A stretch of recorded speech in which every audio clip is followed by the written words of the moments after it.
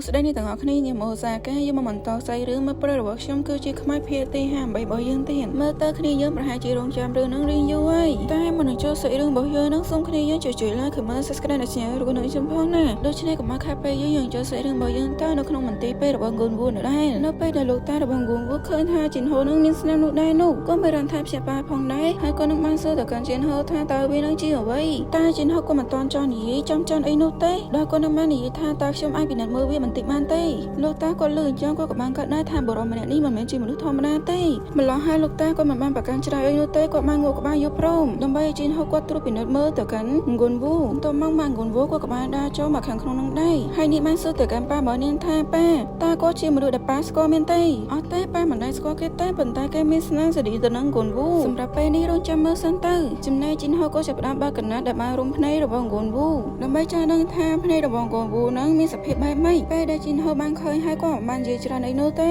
លោកតារបស់ហ្គូនវូក៏ចាប់ផ្ដើមសួរនៅពេលដែលជីនហូនឹងបានបើកកណាត់នឹងមើលហ្គូនវូតើគេអាចត្រឡប់ទៅកាន់សភាពណាវិញបានទេគាត់ក៏បានងាកទៅនិយាយទៅកាន់អ្នកទាំងពីរដោយស្នាមញញឹមដោយមានភាពជឿជាក់មែនទែនបាទពិតមែនហើយវាមិនទាន់យូរពេលទេរឿងនេះអាចបញ្ច្រាស់ការត្រឡប់ទៅកាន់សភាពណាវិញបានជាការពិតណាស់អ្នកទាំងពីរនៅពេលដែលបានលឺដូច្នោះក៏មានអារម្មណ៍ថាភ័យអពិតមែនឬចំពោះជីនហូក៏ចាប់ផ្ដើមដោះអាវក្រៅរបស់គាត់ចេញប៉ុន្តែនៅពេលដែលលោកតារបស់ហ្គូនវូឃើញមកនឹងក៏មានអារម្មណ៍ថាផាសស្មារតីដែរចាំតិចមួយនាទីសិនតើអ្នកកំពុងតែព្យាយាមធ្វើអ្វីពីព្រោះដោយសារតែគាត់នឹងឃើញថាជីនហូនឹងបានដកកូនកបិតរបស់គាត់ចេញមកហើយចំណែកទឹកមុខវិញដូចជាកំពុងតែចង់ធ្វើសង្គ្រាមស៊ីសើហូជារបស់ហ្គូនវូអញ្ចឹងពីណាគេមិនព្រួយបារម្ភទៅចម្លែកអញ្ចឹងហើយយើងក៏លេចមកមើលសាលារៀនរបស់អូនហាវិញដែលនាងកំពុងតែស្ថិតនៅបន្ទន់សិល្បៈដដែលម្យ៉ាងវិញទៀតនាងកំពុងតែអង្គុយញ៉ាំអាហារដែលហេស៊ូគាត់បានយកឲ្យមកកានេះដើម្បីញ៉ាំគូស្រីយើងញ៉ាំនំប៉័ងបដាក៏បានលួចសម្លឹងមើលទៅកាន់ហេស៊ូបដាតែជ័យដល់នៅខាងប្រុសនឹងបានអង្គុយសម្លឹងមើលមកកានេះតាមយូរយីណាស់មកហើយទូស្រីយើងឃើញអញ្ចឹងនេះធ្វើខ្លួនមិនចង់ត្រូវនោះដែរមានអារម្មណ៍ថាគ្រាន់តែញ៉ាំនំប៉័ងក៏មានសម្ពាធដែរណោះរីឯក្នុងចិត្តរបស់កូនស្រីយើងក៏បានកាត់ដែ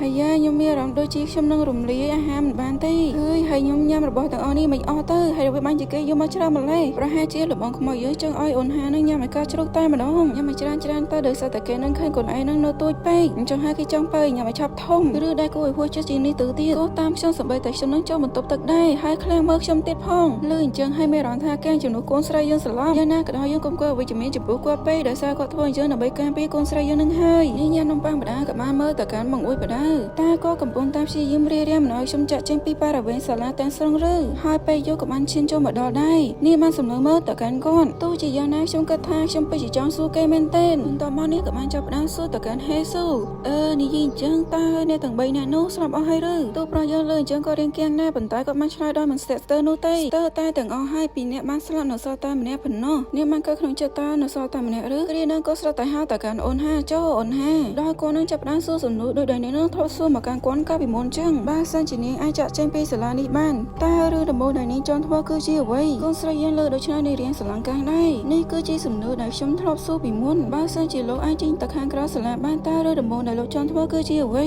នេះបានមើលទៅកាន់គាត់ដល់បន្តកើតលោកគឺជាមនុស្សដែលបានខំខ្ញុំទៅនៅក្នុងសាលានេះអញ្ចឹងហើយអ្វីបានជាលោកសួរសំណួរបែបនេះអញ្ចឹងទូស្រីយើងចាប់ផ្ដើមនិយាយដោយមានភាពស្ទើរថាពេលនេះខ្ញុំអាចចេញទៅខាងក្រៅខ្ញុំចង់ធ្វើអ្វីមែនខ្ញុំមិនអាចប្រាប់យើងបានទេហើយយ៉ាកូនស្រីមិននិយាយអញ្ចឹងគ្នាខូចចិត្តឯមើលទៅចំណែកក្នុងចិត្តរបស់នាងបានគិតថាបើសិនជានាងអាចចេញទៅខាងក្រៅបាននោះខ្ញុំនឹងទៅមើលថាបងប្រុសហ្គូនវូសុខសប្បាយដែរឬអត់ហើយទៅសំទោសគេទោះបីជាខ្ញុំសុំទោសប៉ុណ្ណាក៏ដោយវានៅតែមិនគ្រប់គ្រាន់នោះឡើយហើយបន្ទាប់ពីនោះខ្ញុំនឹងមិនអាចនិយាយបំពេញចម្លោះនឹងបានទេនាងបានសម្លឹងមើលទៅកាន់គាត់ហើយទឹកមុខរបស់ហេស៊ូហាក់បីជាសោកសៅមែនទែនបន្ទាប់មកអូនហានិយាយអំពីហេស៊ូរួចពេលដែលខ្ញុំមើលទៅកាន់យើងខ្ញុំមានអារម្មណ៍ថាអារម្មណ៍ជាច្រើនដោយខ្ញុំសម្បីតែមិនយល់ថាវាជាអ្វីកំពុងប្រមូលផ្ដុំនៅជម្រៅក្នុងចិត្តរបស់ខ្ញុំហើយបន្ទាប់មកក៏រលាយបាត់ទៅការភ័យខ្លាចនឹងការដឹងគុណការស្រឡាញ់កំហុសហើយក៏មានការអន់ចិត្តផងដែរអ្វីដែលខ្ញុំកំពុងតែជួបប្រទះសុទ្ធតែជារឿងដែលខ្ញុំមិនធ្លាប់មានពីមុនហើយនេះហើយខ្ញុំមិនដឹងថាអ្វីដែលជារឿងត្រឹមត្រូវឬខុសទេអារម្មណ៍ដែលយើងបានបង្ហាញមកកាន់ខ្ញុំនោះវាបានធ្វើឲ្យខ្ញុំមានអារម្មណ៍ថា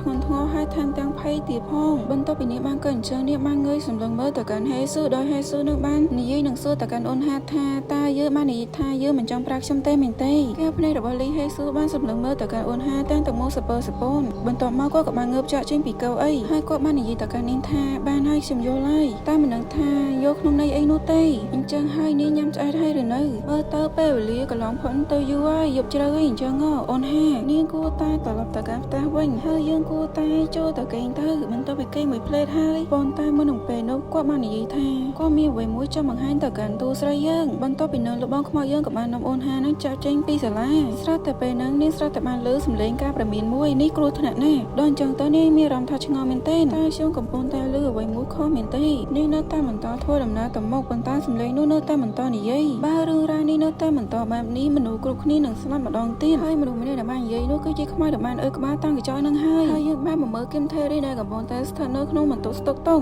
ដែលនាងកំពុងតែដេកឈឺចោលនឹងហើយសម្បីតែព្រលឹងព្រលែក៏គ្មាននៅក្នុងខ្លួនដែរដោយសារតែមានខ្មោចមួយកំពុងតែអង្គុយយាមទៅកាន់នាងដើម្បីកុំឲ្យនាងរត់ចាក់ចេញហើយខ្មោចមួយនេះគឺស្រស់ស្អាតមែនទែនដល់ថ្នាក់គឹមថេរីបើកភ្នែកធំតែម្ដងគឺថាខ្មោចមួយនេះគឺស្រស់ស្អាតជាងខ្មោចមួយមុនទៀតដោយសារតែវានឹងបើកភ្នែកលៀនលៀបប៉ុណ្ណពងមាន់វាបានអោនទៅចិនគឹមថេរីហើយបាននិយាយថាហើយយ៉ានាងគឺជារបស់ដែលភ្ញៀវនោះបាននាំមកជាមួយហើយនាងគឺជារបស់ដែលភ្ញៀវនោះមានបំណងចង់ផ្ដល់ឲ្យមនុស្សម្នាក់ដែលគាត់នោះបានខ្វល់ខ្វាយខ្លាំងបំផុតតែម្ដងហ្នឹងណានាងឃើញដូច្នោះនាងចាប់ផ្ដើមភ័យខ្លាចដល់និយាយតែនទៅភ្នែកកុំចូលមកជិះខ្ញុំអីមួយនឹងបានសម្លឹងមើលទៅកាន់គឹមថេរីដោយគេនឹងពិតជាមានភាពក្លាហានមែនទែនដល់និយាយថាគេនឹងមិនចង់បានភ្ញៀវនឹងនោះទេដែលភ្ញៀវដែលជាហេស៊ូនឹងបានសម្លាប់គេខ្មោចមួយនឹងពិតជាមានគំនុំជាមួយនឹងហេស៊ូខ្លាំងមែនទែនហើយគេពិតជាចង់សងសឹកចំពោះរឿងនឹងណាគេមិនជឿរឿងនេះទេហើយគេនឹងពិតជាស្អប់ហេស៊ូមុនពេលដែលខ្មោចនឹងចាប់ផ្ដើមបន្ទោសខ្លួនឯងដើម្បីគ្រប់គ្រងទៅនឹងគឹមថេរីនោះគាត់បាននិយាយថាគេនឹងបំផ្លាញអ្វីៗទាំងអស់នៅជុំវិញខ្លួនរបស់គេបន្ទាប់មករាងកាយរបស់គេទាំងមូលក៏បានចាប់ផ្ដើមផ្ទុះរីឯបំណែកខ្លួនរបស់គេក៏បានចាប់ផ្ដើមបែកខ្ចាយហើយចំពោះទឹកខ្មៅមួយនោះវាចាប់ផ្ដើមទេចំមកទៅនឹងគឹមថេរីនហើយវាក៏បានហូរចូលទៅក្នុងមាត់របស់នាងតែម្ដងហើយនៅពេលដែលខ្មោចនោះបានហូរចូលទៅក្នុងរាងកាយរបស់នាងហើយបន្ទាប់ពីនឹងវាបានចូលសន្ធើរាងកាយរបស់នាងដើម្បីគ្រប់គ្រងរាងកាយរបស់គឹមថេរីនម្យ៉ាងវិញទៀតវាថែមទាំងបានសម័យអំពីរូបរាងរបស់អូនហា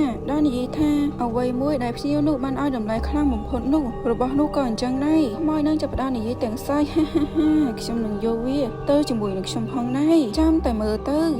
ខ្មោចមួយនេះចាប់ផ្ដើមបោះបោនឹងក្បត់ទៅនឹងហេស៊ូហើយយ៉ាងណាក៏ដោយតែខ្មោចមួយនេះមានភាពមនុស្សយូរប្រហែលដែរទៅម្ល៉េះហើយកូនក្បត់ដែលនៅក្បែរខ្លួនរបស់គេនឹងមិនដឹងថាចេញពីកលៀនណានោះទេហើយវាក៏បានចាប់កាន់កូនក្បត់នឹងហើយក៏បានដើរសម្ដៅទៅកាន់មាត់ទ្វារដើម្បីឈ្មោះទៅសម្រាប់អូនហាហើយស្អីរឿងយើងក៏បានបញ្ចប់តែត្រឹមនេះរងចាំនៅភាគក្រោយណាបាយបាយញ៉ាំ